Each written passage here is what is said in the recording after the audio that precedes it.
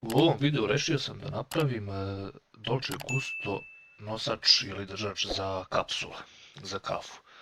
Gledao sam po internetu više ovih gotovih proizvoda i odlučio sam se za nešto ovako.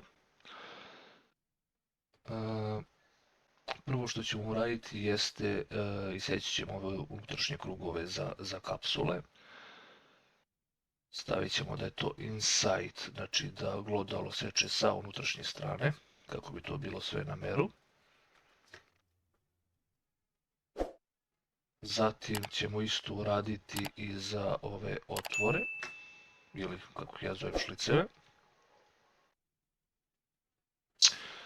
To ćemo isto inside, samo što ćemo promeniti da je glodalo debljine 4 mm.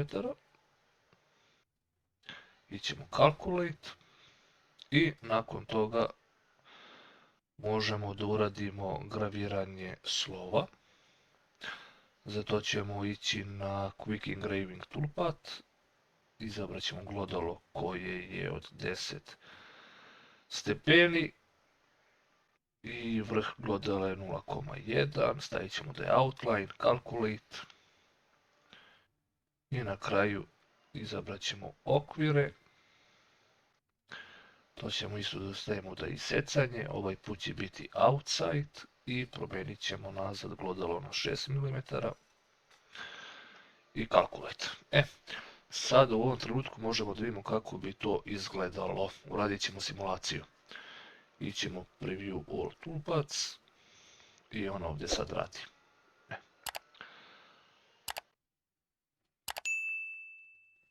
Ako smo zadovoljni kako je simulacija uradila ili da li je to što smo očekivali, a koliko vidim jeste, možemo da snimimo file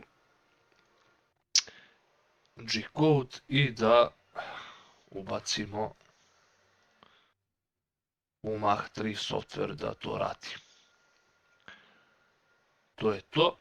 Sad ćemo da pustimo mašinu.